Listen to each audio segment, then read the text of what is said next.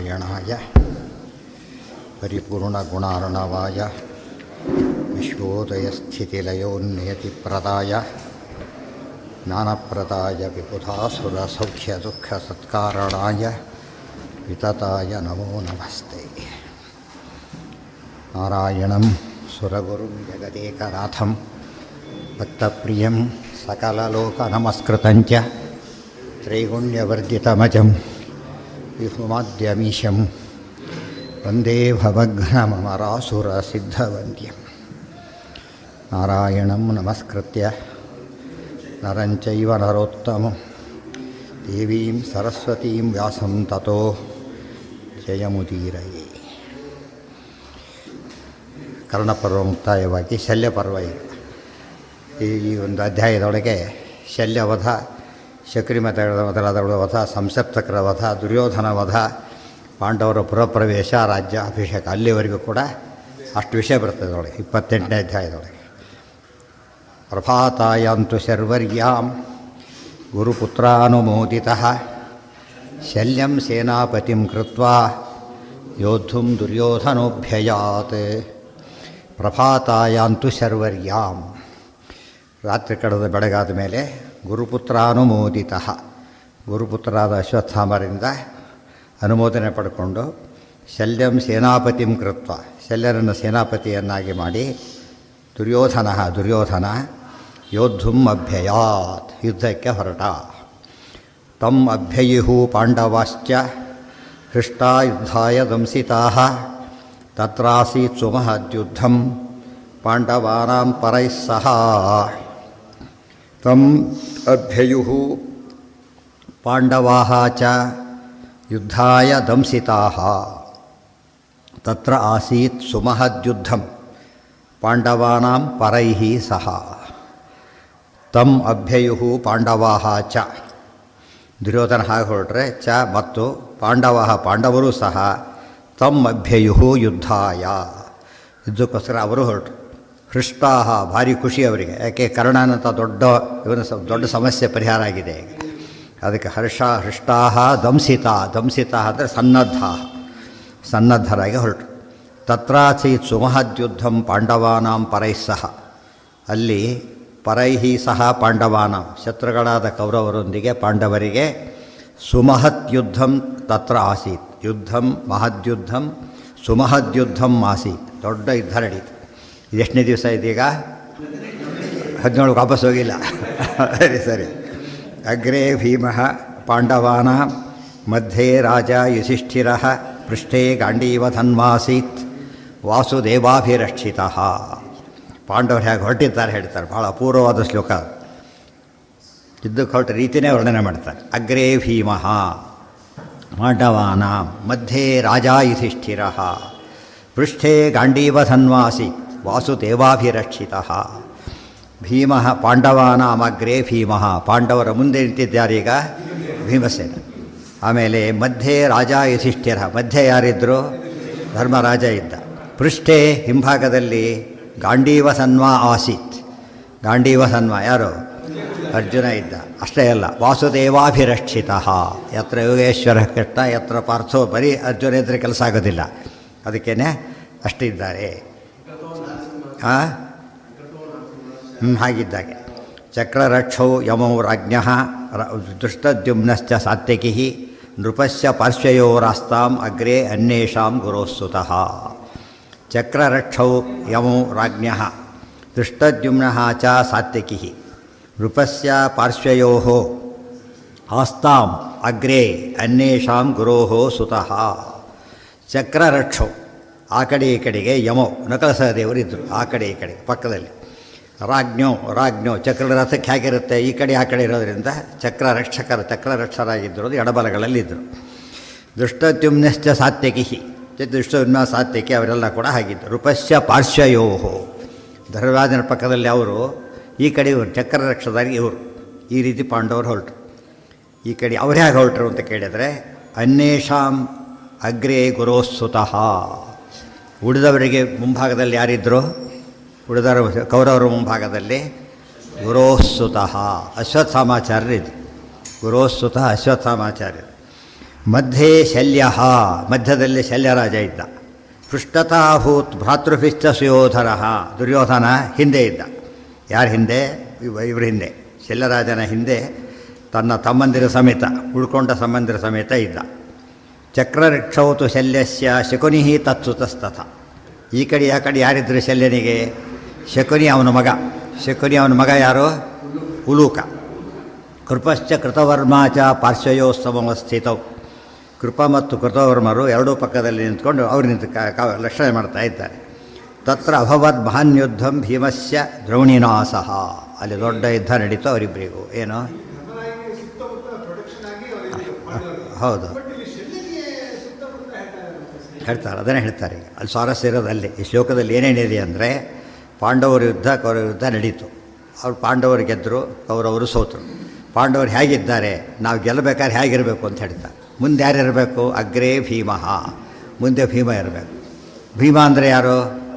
ವಾಯುದೇವ. ವಾಯುದೇವರು ಜ್ಞಾನಾಭಿಮಾನಿಗಳು ಅಂತ ತಿಳುವಳಿಕೆ ಇರಬೇಕು. ನೋಡ್ಕೊಂಡು ಕಾಲದಿಂದ ನಡೀತೀವಲ್ಲ ಹಾಗೆ ಜ್ಞಾನ ದೃಷ್ಟಿ ಅದು ಗೊತ್ತಾಯ್ತಾ? ಜ್ಞಾನ ದೃಷ್ಟಿ ಇರಬೇಕು. ಅಪಿತ್ರಿಲೋಕ್ಯ ಬಹಿರುಲ್ಲ ಸಂತಿ ತಿಶ್ಯಾದೃಶ್ಯಂನೋ ವಿಶದಾಂ ಜಯಂತಿ ಮಧ್ವಸ್ಯ ಕೀರ್ತಿ ದಿರನಾಥ ದೀಪ್ತಿ. ನೋಡ್ಕೊಂಡು ನಡಿ ಅಂತ ಹೇಳೋದಿಲ್ಲ. ಫಸ್ಟ್ ಮುಂದೆ ಜ್ಞಾನ ಇರಬೇಕು, ವಾಯುದೇವರಿರಬೇಕು. ಆಮೇಲೆ ಮಧ್ಯೆ ರಾಜ, ಮಧ್ಯದಲ್ಲಿ ಧರ್ಮ ಇರಬೇಕು. ಮಧ್ಯದಲ್ಲಿ ಧರ್ಮ ರಕ್ಷಣೆ ಆಗಬೇಕು, ಮಧ್ಯ ಧರ್ಮ ಇರಬೇಕು. ಪೃಷ್ಠೇ ಗಾಂಡೀವ ಸನ್ವಾಸಿ, ಹಿಂದೆ ಅರ್ಜುನ ಇದ್ದ. ಅರ್ಜುನ ಅಂದ್ರೇನು?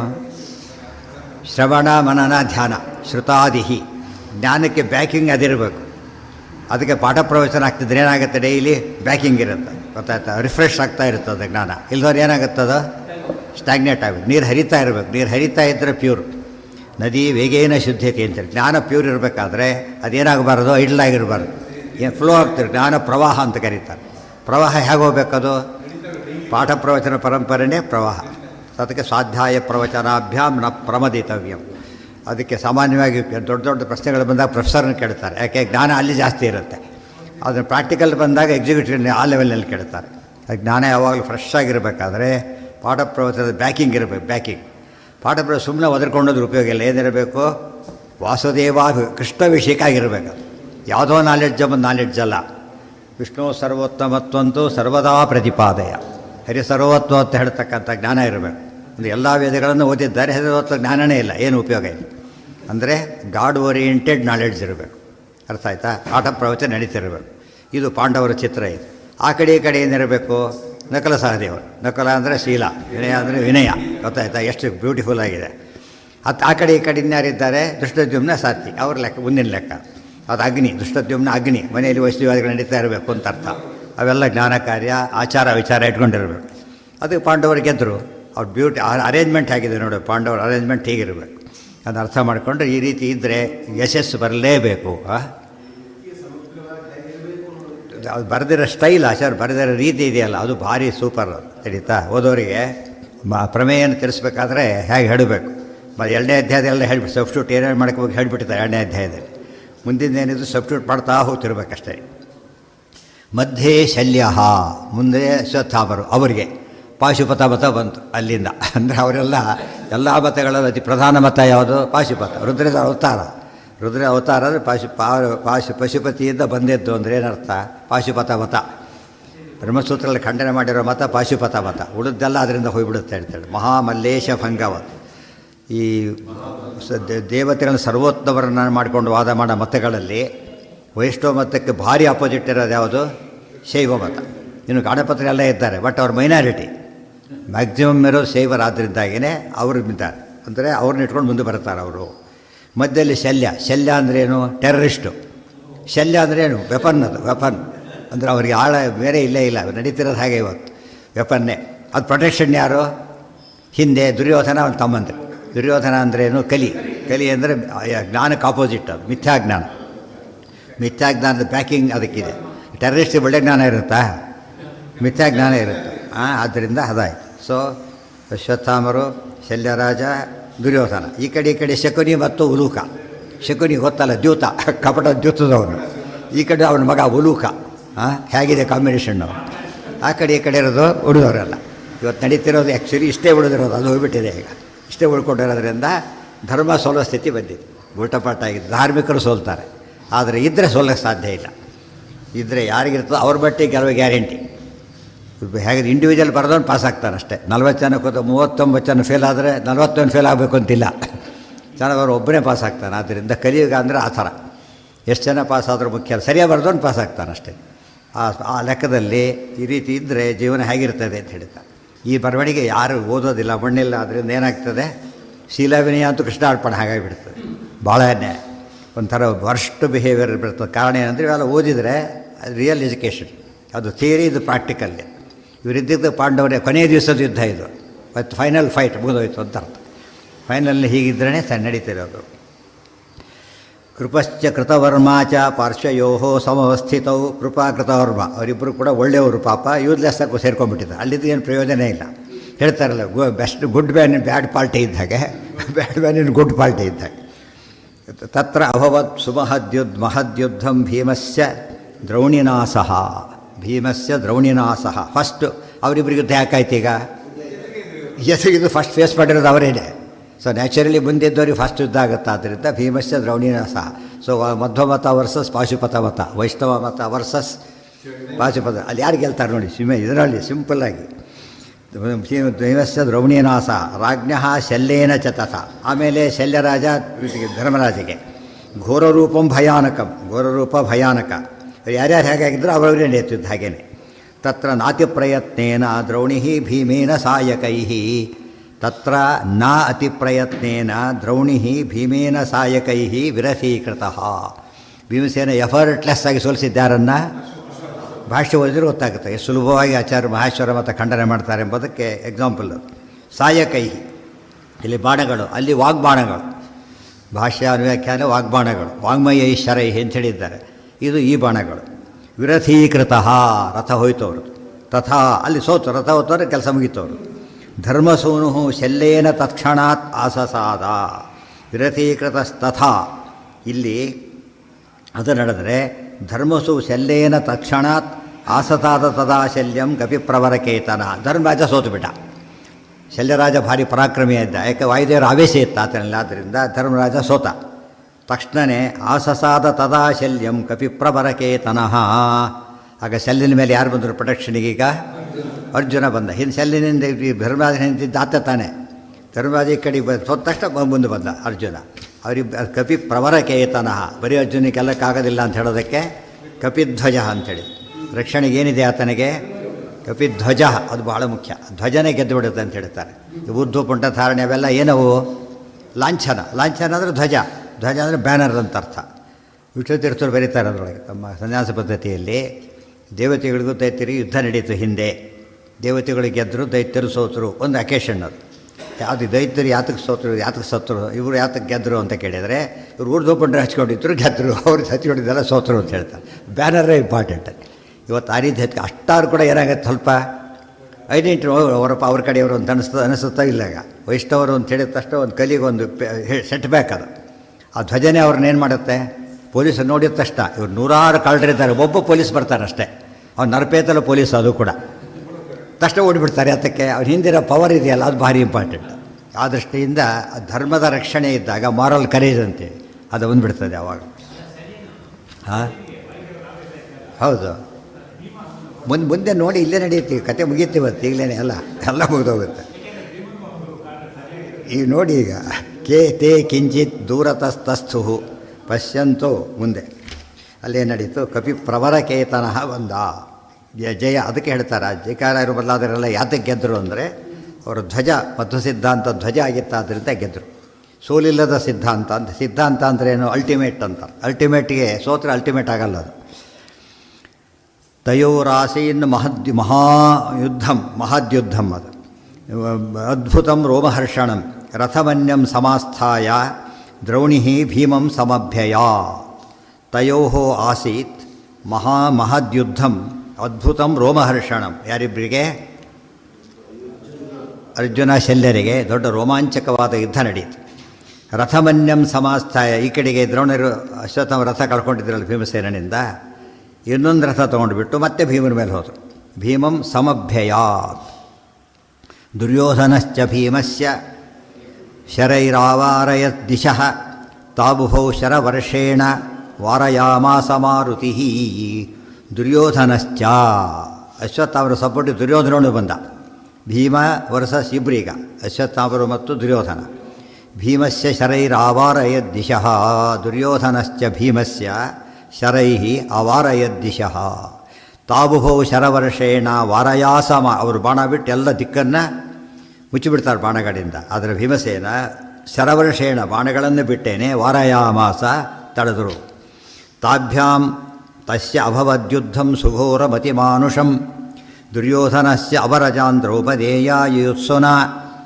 ತಾಭ್ಯಾಂ ಆ ದುರ್ಯೋಧನ ಅಶ್ವತ್ಥಾಮರೊಂದಿಗೆ ತಸ್ಯ ಭೀಮಸ್ಯ ಅಭವದ್ಯುದ್ಧಂ ದೊಡ್ಡ ಯುದ್ಧ ನಡೀತು. ಸುಘೋರಂ ಅತಿಮಾನುಷಂ, ಸುಘೋರಂ ಅತಿಮಾನುಷಂ ಅತ್ಯಂತ ಭಯಾನಕ ಮತ್ತು ಅತಿಮಾನುಷ. ಭೀಮಸೇನ ಅತಿಮಾನುಷ ದೇವರಾದ್ರಿಂದ, ದುರ್ಯೋಧನ ಅತಿಮಾನುಷ ದೈತ್ಯರಾದ್ರಿಂದ, ಮತ್ತು ಇಬ್ಬರದ್ದು ಮನುಷ್ಯರ ಯುದ್ಧ ಅಲ್ಲ, ಆ ರೀತಿ ನಡೀತು. ಶಿಖಂಡಿ ದುರ್ಯೋಧನಸ್ಯ ಅವರಜಾನ್ ದ್ರೌಪದೇಯ ಯುತ್ಸನ. ದುರ್ಯೋಧನನ ತಮ್ಮದಿರನ್ನು ದ್ರೌಪದೇಯರು ಉಪಪಾಂಡವರೆಲ್ಲ ಮಾಡಿದ್ದಾರೆ. ಯುತ್ಸುನ ಶಿಖಂಡ್ಯಾದ್ಯೈಹಿ ಮಾತುಲೈಶ್ಚ ಸಹ ಸರ್ವಾನ್ ನ್ಯವಾರಯನ್ ಸಹ ದೇವಸ್ತು ಶಕುನಿಂ ಮುಲೂಕಂ ನಕುಲಸ್ತಥಾ. ಈ ರೀತಿ ಯುದ್ಧ ನಡೀತಾ ಇದೆ ಈಗ. ಶಿಖಂಡ್ಯಾದ್ಯೈಹಿ ಮಾತುಲೈಶ್ಚ ಸಹ ಸರ್ವಾನ್ಯವಾರಯನ್.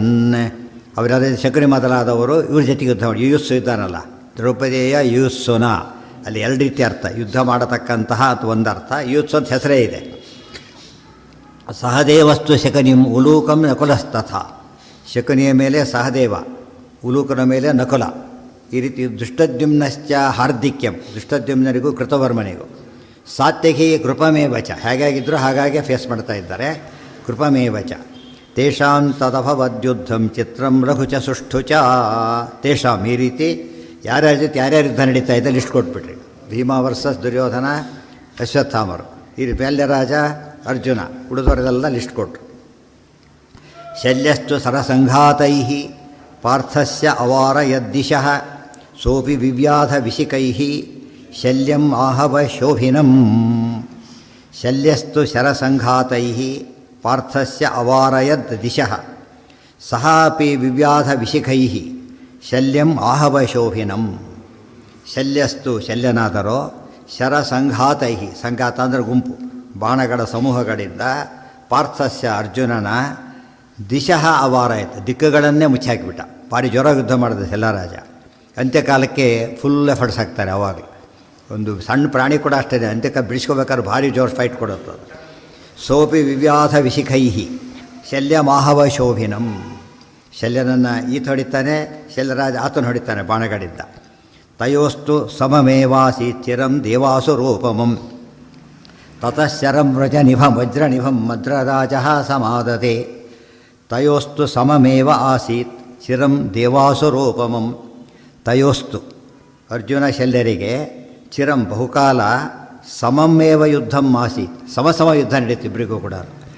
ದೇವಾಸುರೂಪಂ, ದೇವಾಸುರರ ಸಂಗಮ ನಡೆದಾಗ ಹೇಗಿತ್ತು ಹಾಗೆ ನಡೀತು.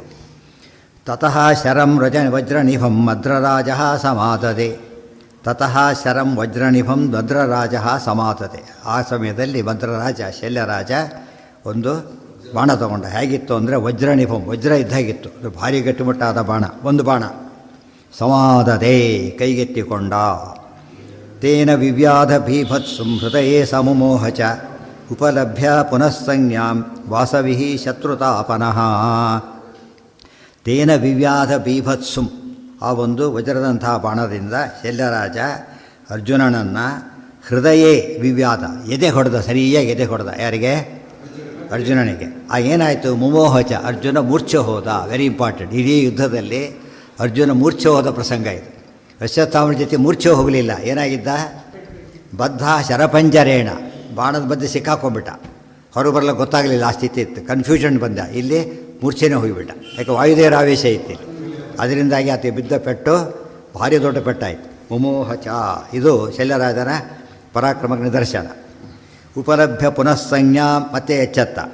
ವಾಸವಿಃ ಶತ್ರುತಾಪನಃ, ಶತ್ರುಗಳಿಗೆ ತಾಪ ಕೊಡತಕ್ಕಂತಹ ಅರ್ಜುನ. ವಾಸವಿಃ ಅರ್ಜುನ, ಇಂದ್ರಾವತಾರನಾದ ಅರ್ಜುನ. ಚಿಚ್ಛೇದ ಕಾರ್ಮುಕಂ ಸಂಖ್ಯೆ ಮದ್ರರಾಜಸ್ಯ ಧೀಮತಃ. ಚಿಚ್ಛೇದ ಕಾರ್ಮುಕಂ ಸಂಖ್ಯೆ ಮದ್ರರಾಜಸ್ಯ ಧೀಮತಃ. ಮದ್ರರಾಜನ ಕಾರ್ಮುಕ ಬಿಲ್ಲನ್ನು ಏನು ಮಾಡ್ದ, ಚಿಚ್ಛೇದ ಕತ್ತರಿಸಿಬಿಟ್ಟ. ಹಾಗೆ ನೋಡ್ದಾತ. ಸೋ ಅನ್ಯತ್ ಕಾರ್ಮುಕಮಾದಾಯ ಮುಮೋಚಾಸ್ತ್ರಾಣಿ ಫಲ್ಗುನೇ ಸಹ ಶೆಲ್ಲರಾಜ ಗಾಬರಿ ಆಗಲಿಲ್ಲ, ಇನ್ನೊಂದು ಬಾಣ ಬಿಲ್ ತಗೊಂಡ. ಅನ್ಯತ್ ಕಾರ್ಮುಕಮಾದಾಯ ಮುಮೋಚ ಅಸ್ತ್ರಾಣಿ ಫಲ್ಗುನೇ ಅಸ್ತ್ರ ಪ್ರಯೋಗ ಶುರು ಮಾಡಿದೆ. ಈಗ ಬಾಣ ನಿಲ್ಲಿಸಿದೆ, ಅಸ್ತ್ರಗಳನ್ನು ತಗೊಂಡ. ಏನೇನು ಬಿಟ್ಟ ಅಂದರೆ ಸೌರಂ ಯಾಮ್ಯಂ ಚ ಪಾರ್ಜನ್ಯಂ ತಾನಿ ಐಂದ್ರೇಣ ಜಘಾನ ಸಹ ಪುನಃ ನಕ್ರಂತ ಚಾಪಂ ಇಂದ್ರಸೂನು ಅಮರ್ಷಿತಃ. ಆಗ ಪರಸ್ಪರ ಯಾವ್ಯಾವುದದು, ಸೌರ ಅಂದರೆ ಸೂರ್ಯಾಸ್ತ್ರ, ಆಮೇಲೆ ಯಾಮ್ಯ ಅಂದರೆ ಯಮಾಸ್ತ್ರ, ಪರ್ಜನ್ಯ ಅಂತ ಹೇಳಿದರೆ ಪರ್ಜನ್ಯಾಸ್ತ್ರ ಅಂತ ಒಂದು ಅಸ್ತ್ರ, ಮಳೆ ಸುರಿಸೋ ಅಸ್ತ್ರ ಇದೆ. ತಾನಿ ಇವೆಲ್ಲ ಬಿಟ್ಟ ಶಲ್ಯರಾಜ. ಅರ್ಜುನ ಏನು ಮಾಡಿದ, ಎಲ್ಲವನ್ನೂ ಕೂಡ ಐಂದ್ರಾಸ್ತ್ರವನ್ನು ಬಿಟ್ಟು ಎಲ್ಲವನ್ನೂ ನಾಶ ಮಾಡಿದ. ಪುನಃ ನೆಕ್ರಂತ ತಚ್ಚಾಪಂ ಇಂದ್ರಸೂನು ಅಮರ್ಷಿತಃ. ಈ ಬಿಲ್ಲಿತ್ತಲ್ಲ, ಈ ಬಾಣ ಮತ್ತೆ ಕತ್ತರಿಸಿದ. ಮೊದಲನೇ ಬಿಲ್ ಕತ್ತರಿಸಿದಾಗ ಹಾಗೆ ಮಾಡಿದ್ದ, ಎರಡನೇ ಬಿಲ್ಲನ್ನು ಕತ್ತರಿಸಿದ ಅರ್ಜುನ. ಪುನರ್ನ್ಯಕೃತ ಚಾಪಂ ಇಂದ್ರಸೂನು ಅಮರ್ಷಿತಃ. ಆಗ ಶಲ್ಯರಾಜ ಈಗ ಇದಿಲ್ಲ, ಬಾಣ ತಗೊಳ್ಳಿಲ್ಲ. ಶಲ್ಯೋ ಗದಾಂ ಸಮಾದಾಯ ಚಿಕ್ಷೇಪ ಅರ್ಜುನ ವಕ್ಷಸಿ ತದಾ ಮುಮೋಹ ಭೀಭತ್ಸು ತತ ಉಚ್ಚುಕೃಷು ಪರೇ. ಶಲ್ಯರಾಜ ಗದೆಯನ್ನು ಸಮಾದಾಯ ಕೈಗೆತ್ತಿಕೊಂಡು ಚಿಕ್ಷೇಪ ಅರ್ಜುನ ವಕ್ಷಸಿ ಅರ್ಜುನನ ಎದೆ ಮೇಲೆ ಹೊಡೆದ. ಬಾಣ ಕೂಡ ಎಲ್ಲಿ ಬಿಟ್ಟಿದ್ದ, ಎದೆಗೆ ಹೊಡೆದಿದ್ದ. ಸರಿಯಾಗಿ ಏಟು ಬೀಳೋಕ್ಕೋಸ್ಕರ ಅಲ್ಲಿಗೆ ಬಿತ್ತು ಏಟು ಕೂಡ. ತದಾ ಮುಮೋಹ ಭೀಭತ್ಸು ಎರಡನೇ ಸತ್ತು ಮುಚ್ಚುತ್ತಾರದ ಅರ್ಜುನ ಮತ್ತೆ ಈಗ ಕಂಟಿನ್ಯೂಸ್ ಆಗಿ. ಭೀಭತ್ಸು ಆಗ ಏನಾಯ್ತಂತೆ, ತತ ಉಚ್ಚುಕೃಷು ಪರೆ ಉಳಿದವ್ರಿಗೆ ಭಾರಿ ಖುಷಿ. ಅರ್ಜುನ ಮುಚ್ಚ ಬಿದ್ದುಬಿಟ್ಟ, ಇನ್ನೇನು ಪರವಾಗಿಲ್ಲ, ಶಲ್ಯರಾಜನ ಒಂದೇ ಸಾರಿ ಅಧಿಪತಿ ಮಾಡಬೇಕಾಯಿತು ಅಷ್ಟರ ಮಟ್ಟಿಗೆ ಖುಷಿ ಆಯಿತು. ಅವೆಲ್ಲ ತಾತ್ಕಾಲಿಕ ಅಷ್ಟೇ. ಚುಕೃಷಿಗೂ ಪರೆ ಪ್ರಾಪ್ಯ ಸಂಜ್ಞಾಂ ಪುನಃ ಪಾರ್ಥ ಮತ್ತೆ ಅಚ್ಚತ್ತ. ಶಲ್ಯಂ ವಿವಾಧ ವಕ್ಷಸಿ ಸ ವಿಹ್ವಲಿತ ಸರ್ವಾಂಗ ಶಿಶ್ರಯೇ ಧ್ವಜಮುತ್ತಮಂ. ಪ್ರಾಪ್ಯ ಸಂಜ್ಞಾಂ ಪುನಃ ಪಾರ್ಥ ಮತ್ತೆ ಎಚ್ಚತ್ತ ಅರ್ಜುನ. ಶಲ್ಯಂ ವಿವ್ಯಾಧ ವಕ್ಷಸಿ ಶಲ್ಯರಾಜನಿಗೆ ಎದೆಗೆ ಹೊಡೆದ. ಸಹ ವಿಹ್ವಲಿತ ಸರ್ವಾಂಗ ಶಿಶ್ರಯೇ ಧ್ವಜಮುತ್ತಮಂ. ಶಲ್ಯ ಮೂರ್ಛಿತ ಬೀಳಲಿಲ್ಲ, ಮೈಯೆಲ್ಲ ಸಿಕ್ಕಾಪಟ್ಟೆ ಗಾಯ ಆಯಿತು. ಶಿಶ್ರಯೇ ಧ್ವಜಮುತ್ತಮಂ, ಧ್ವಜಸ್ತಂಭ ಹೊರಕೊಂಡ ಹಾಗೇನೆ ಹೊರಗಿದ. ಅಷ್ಟು ಸುಸ್ತಾದ ಶಲ್ಯರಾಜ. ಆವೇಶ ಬೇರೆ ಇದು ಬೇರೆ ಅಂತ ಹೇಳಿದೆಯಲ್ಲ ಈಗ. ಆವೇಶ ಅಂಬದೇನದು, ಈಗ ವೇವರಿಂಗ್ ಆಗ್ತಾ ಇರ್ತದೆ. ಜಾಸ್ತಿ ಆದ ಬರುತ್ತೆ, ಕಡಿಮೆ ಆದಾಗ ಹೋಗುತ್ತೆ, ಆ ಥರ ಅಷ್ಟೇ. ಯಾವಾಗಲಿರಬೇಕು ಅಂತಿಲ್ಲ, ಯಾವಾಗ ಸೋಲ್ತಾನೋ ಆಗಿರೋದಿಲ್ಲ, ಗೆದ್ದಾಗಿರುತ್ತಷ್ಟೆ. ಸಮಾಶ್ವಸ್ತಃ ಪುನರ್ಬಾಣಂ ಯಮದಂಡ ನಿಭಂಭರಣೆ. ಅಂಶ ಅಂಬೋದು ಸಾಮಾನ್ಯ ಹೆಚ್ಚುತ್ತಿರುತ್ತೆ, ಬಟ್ ಅದು ಅಂಶದಲ್ಲಿ ಎರಡು ಮತ್ತೆ ಹೆಚ್ಚು ಅಂಶ ಕಡಿಮೆ ಅಂಶ ಅಂತ ಹೇಳ್ಬಿಟ್ಟು. ಹೆಚ್ಚು ಅಂಶ ಕಡಿಮೆ ಅಂಶ ಇದ್ದಾಗ, ಕಡಿಮೆ ಅಂಶ ಇದ್ದರೆ ಭಾರಿ ದೊಡ್ಡ ಕೆಲಸ ಮಾಡಲ್ಲ ಅದು. ಹೆಚ್ಚು ಅಂಶ ಇದ್ದರೆ ಮಾತ್ರ ಪ್ರಾಬ್ಲಮ್ ಆಗುತ್ತೆ, ಅವರಿಗಿಂತ ಹೆಚ್ಚು ಹೊಡಿತಾರೆ ಅಷ್ಟೆ. ನರ ಅಂಶನೇ ವ್ಯಕ್ತ ಆಗಿ ನರಾಂಶಂ ಅಂತ ಹೇಳಿದ್ದಾರೆ. ಆದ್ದರಿಂದನೇ ಸ್ವಲ್ಪ ಸ್ಟ್ರಾಂಗ್ ಇದ್ದ. ಸಮಾಶ್ವಸ್ತಃ ಪುನರ್ಬಾಣಂ ಯಮದಂಡ ನಿಭಂಭರಣೆ ಮತ್ತೆ ಸುಧಾರಿಸಿಕೊಂಡ. ಸಮಾಶ್ವಸ್ತ ಸುಧಾರಿಸ್ಕೊಳ್ಳೋದು ಅಂತ ಅರ್ಥ.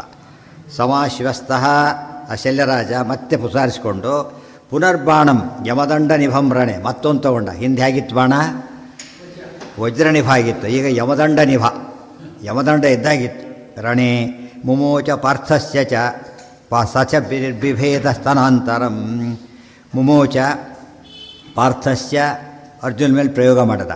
ನಿರ್ಬಿಭೇದ ಸ್ತನಾಂತರ, ಸ್ತನಾಂತರ ಅಂದರೆ ವಕ್ಷಸ್ಥಳ, ಮತ್ತು ಮೂರು ಕರಿಯ ಜಾಗಕ್ಕೆ ಹೊಡಿತಾನೆ. ಮೂರು ಪೆಟ್ಟು ಹಾಕಿದ್ದಾತ ಎದೆಗೆ ಹೊಡೆದ. ತೇನ ವಿಹ್ವಲಿತ ಪಾರ್ಥ ಹೃದಯಷ್ಟಿಂ ಸಮಾಶ್ರಿತ. ಮತ್ತೆ ಅರ್ಜುನ ಸಮಸ್ಯೆ ಶುರುವಾಯಿತು. ವಿಹ್ವಲಿತ ಪಾರ್ಥ ಭಾರಿ ನೋವನ್ನು ತಿಂದುಬಿಟ್ಟು ಧ್ವಜಯಷ್ಟಿಂ ಸಮಾಶ್ರಿತ, ಧ್ವಜಕ್ಕೆ ಒರಗಿದಾಗ ತಾನೂ ಧ್ವಜಕ್ಕೆ ಒರಗಿದ. ಹ್ಯಾಟ್ರಿಕ್ ಇತ್ತು ನೀವು ಶಲ್ಯರಾಜನಿಂದೀಗ ಗೊತ್ತಾಯ್ತು. ಕಂಟಿನ್ಯೂಸ್ ಆಗಿ ಅರ್ಜುನ ಏನು ಮಾಡ್ತಾನೆ ಈಗ, 3 ಸರ್ತಿ ಬಿಗ್ ಪ್ರಾಬ್ಲಮ್ ಕ್ರಿಯೇಟ್ ಮಾಡ್ತಾನೆ. ಇಡೀ ಯುದ್ಧದಲ್ಲೇ ಈ ರೀತಿ ಮಾಡಿದವರು ಇಬ್ಬರೇ, ಒಬ್ಬ ಅಶ್ವತ್ಥಾಮರು, ಒಬ್ಬ ಶಲ್ಯರಾಜ. ಅಶ್ವತ್ಥಾಮರು ರುದ್ರಾಂಶರಾಗಿ ಆ ಕೆಲಸ ಮಾಡಿದರೆ, ಈತ ಆವೇಶ ಇಷ್ಟು ಕೆಲಸ ಮಾಡಿದ. ಇನ್ಯಾರಿಗೂ ಇಷ್ಟು ಪೆಟ್ಟು ಹಾಕ್ಲಿಕ್ಕಾಗಿದ್ದಿಲ್ಲ ಅರ್ಜುನನಿಗೆ. ಸಮಾಶ್ವಸ್ತಃ ಪ್ರತಿಚ್ಛೇದ ಭದ್ರರಾಜಸ್ಯ ಕಾರ್ಮುಕಂ. ಅರ್ಜುನ ಧ್ವಜೆಯಷ್ಟೇ ಹೊರಗೆ ಬಿಟ್ಟು ಮತ್ತೆ ಸಮಾಶ್ವಸ್ತಃ ಸುಧಾರಿಸಿಕೊಂಡ. ಪ್ರತಿಚ್ಛೇದ ಭದ್ರರಾಜಸ್ಯ ಕಾರ್ಮುಕಂ. ಮತ್ತೆ ಆತನ ಬಿಲ್ಲನ್ನು ಕತ್ತರಿಸಿದ ಅರ್ಜುನ.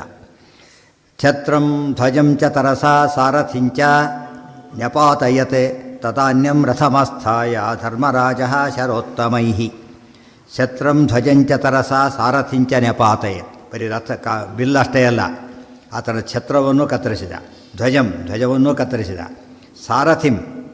ಸಾರಥಿಯನ್ನು ಕೊಂದ. ಅರ್ಜುನ ಫಾಸ್ಟಾಗಿ ಇಷ್ಟು ಕೆಲಸ ಮಾಡಿದ. ತದಾ ಅನ್ಯಂ ಇಷ್ಟೊತ್ತಿಗೆ ತದಾ ಅನ್ಯಂ ರಥಮಾಸ್ಥಾಯ ಧರ್ಮರಾಜ ಶರೋತ್ತಮೈ. ಧರ್ಮರಾಜನನ್ನು ಶಲ್ಯ ಏನು ಮಾಡಿದ್ದ? ಇನ್ನೊಂದು ರಥ ಹತ್ಕೊಂಡು ಇಷ್ಟೊತ್ತಿಗೆ ಮತ್ತೆ ಧರ್ಮರಾಜ ಯುದ್ಧಕ್ಕೆ ಬಂದ. ಈಗ ಚತುರ್ಭಿ ತದಾನ್ಯಂ ರಥಮಾಸ್ಥಾಯ ಧರ್ಮರಾಜ ಶರೋತ್ತಮೈ ಚತುರ್ಭಿ ಚತುರೋವಾಹಾನ್ ಶಲ್ಯಶ್ಚ ನಿಜಘಾನ ಚ. ಸಾರಥಿನ, ಛತ್ರನ, ಧ್ವಜನ, ಬಿಲ್ಲನ್ನು ಅರ್ಜುನ ಕತ್ತರಿಸಿದ್ದ. ಈತ ಬಂದು ಆತನ 4 ಕುದುರೆನೂ ಕತ್ತರಿಸಿದ. ಯಾರು? ಧರ್ಮರಾಜ. ಅಂದರೆ ಶಲ್ಯರಾಜ ಹೆಲ್ಪ್ಲೆಸ್ ಪೊಸಿಷನ್ಗೆ ಹೋಗ್ತಾ ಇದ್ದಾನೆ ಈಗ. ಚತುರ್ಭಿ ಚತುರೋವಾಹಾನ್ ಶಲ್ಯಶ್ಚ ನಿಜಘಾನ ಶಲ್ಯೋನ್ಯಂ ರಥಮಾಸ್ಥಾಯ ಸರ್ವಾನ್ ತಾನ್ ಶರವೃಷ್ಟಿಭಿ. ಶಲ್ಯರಾಜ ಇನ್ನೊಂದು ರಥ ಹತ್ತಿದ. ಮತ್ತೆ ಇಷ್ಟೆಲ್ಲ ಹೋಗಿದ್ದರಿಂದ ಇನ್ನೊಂದು ರಥ ತೊಗೊಂಡು ಬಂದ. ರಥ ಇನ್ನೊಂದು ಅಂದರೆ ಏನರ್ಥ? ಈಗ ಇನ್ನೊಂದು ಬಾಣ ಎಲ್ಲ ಪೂರ್ತಿ ಉಪಲಕ್ಷಣ. ಅದು ಬರೀ ರಥ ತಂದು ಏನು ಉಪಯೋಗ ಇಲ್ಲ. ಸಾರಥಿ ಎಲ್ಲ ಮತ್ತೆ ಇನ್ನೊಂದು ಹೊಸ್ತ ಮತ್ತೆ ಬಂದ. ಶಲ್ಯೋನ್ಯಂ ರಥಮಾಸ್ಥಾಯ ಸರ್ವಾನ್ ತಾನ್ ಶರವೃಷ್ಟಿಭಿ.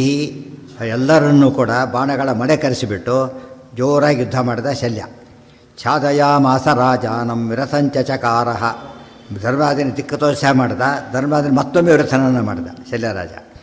ನಿಹತ್ಯ ಅಶ್ವಾನ್ ಸಾತ್ಯಕೇಶ್ಚ ದೃಷ್ಟದ್ಯುಮ್ನಶ್ಚ ಚಾಭಿಭೂಹು ಚಾಪೇ ಚಿತ್ವಾ ಚ ಯಮಯೋ ದಧ್ಮೌ ಶಂಖಂ ಮಹಾಸ್ವನಂ. ನಿಹತ್ಯ ಅಶ್ವಾನ್ ಸಾತ್ಯಕೇಹೇ ಚ. ಸಾತ್ವಿಕ ಕುದುರೆಗಳನ್ನು ಕೊಂದ. ದೃಷ್ಟದ್ಯುಮ್ನಶ್ಚ ಚಾಭಿಭೂ. ದೃಷ್ಟದ್ಯುಮ್ನ ಕುದುರೆಗಳನ್ನು ಕೊಂದ.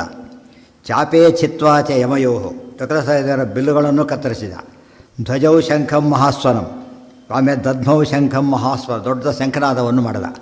ಭಾರಿ ಜೋರು ಯುದ್ಧ ಮಾಡ್ತಾನೆ ಶಲ್ಯರಾಜ. ಎಲ್ಲರನ್ನೂ ಕೂಡ ಒಬ್ಬನೇ ಅಟ್ಯಾಕ್ ಮಾಡ್ತಾ ಇದ್ದಾನೆ. ತತಸ್ತು ಶಲ್ಯಂ ಸಮುದೀರ್ಯಮಾಣಂ ದೃಷ್ಟ್ವಾರಣೇ ಭೀಮಸೇನಸ್ತರಸ್ವೀ ನ್ಯವಾರಯದ್ಬಾಣವರೈರಣೇಕೈ ಚಕಾರ ಚೈನಂ ವಿರಥಂ ಕ್ಷಣೇನ. ಈಗ ವೃತ್ತ ಚೇಂಜ್ ಮಾಡ್ತಾರೆ ಆಚಾರ್ಯ. ಭೀಮಸೇನೆ ಎಂಟ್ರಿ. ಈಗ ಇವರೆಲ್ಲರೂ ಈ ಸ್ಥಿತಿ ಬಂದಾಗ ಭೀಮಸೇನೆ ಬಂದಿದ್ದರಿಂದ ತದಸ್ತು ಶಲ್ಯಂ ಸಮುದೀರ್ಯಮಾಣಂ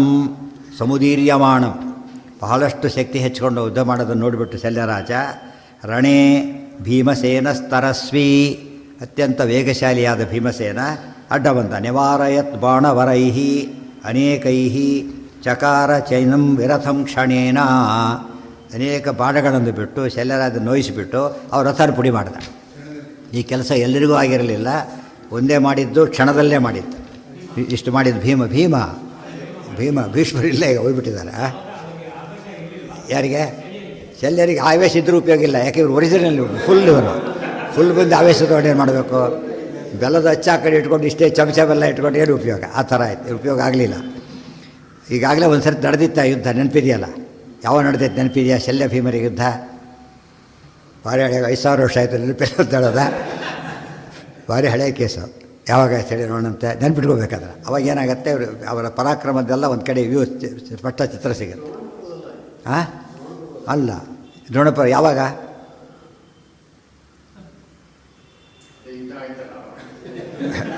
ಯುದ್ಧ ಆದಾಗ, ಮತ್ತೆ ಯಾವಾಗ ಹೊಡೆದಾಗ. ಆಮೇಲೆ ಫಸ್ಟ್ ಡೇನೇ 11th ಡೇ ಏನು ಹೈಲೈಟ್ ಅಂದರೆ ಭೀಮಶಲ್ಯರ ಯುದ್ಧ. ಅದರಲ್ಲಿ ಶಲ್ಯರಾಜ ಮೂರ್ಛಿತರಾಗ್ತಾರೆ. ಕೃಪಾಚಾರ್ಯ ರಥದಲ್ಲಿ ಹಾಕೊಂಡು ಹೋಗ್ತಾರೆ. ಅದು ತೆಗೆದು ನೋಡಿ, ಮನೆಗೆ ಹೋದ್ಮೇಲೆ ತೆಗೆದು ನೋಡಿದರೆ ಗೊತ್ತಾಗುತ್ತೆ. ನೆನಪಿರಬೇಕಾಗ.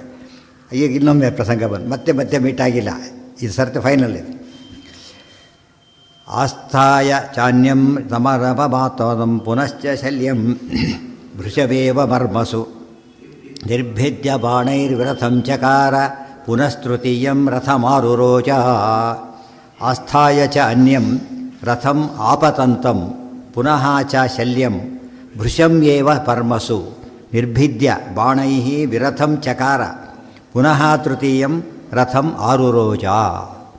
ಅಶ್ವತ್ಥಾಮರಿಗೂ ಅರ್ಜುನಿಗೆ ಯುದ್ಧ ನಡೆದಿದ್ದು ಯಾವ ದಿವಸ ನೆನಪಿದೆಯಾ? ಅರ್ಜುನನನ್ನು ಸೋಲಿಸಿದ್ರಲ್ಲ 2 ಸರ್ತೆ ಬದ್ಧ ಶರಪಂಜರೇಣ ಅಂತ ಹೇಳಿದರು.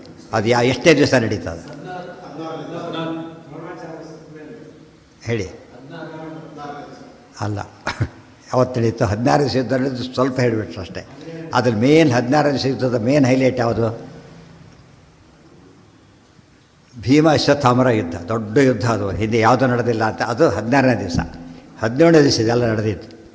ಒಂದೇ ದಿವಸನೇ 2 ಸರ್ತಿ ಅರ್ಜುನ ಹಾಗೆ ಮಾಡಿದ್ದವರು. ಇದು ವೆರಿ ನೆಕ್ಸ್ಟ್ ಡೇ ಇದು ನಡೀತು. ಶಲ್ಯ ಮತ್ತು ಅರ್ಜುನ ನಡೆದಿದ್ದು ವೆರಿ ನೆಕ್ಸ್ಟ್ ಡೇ.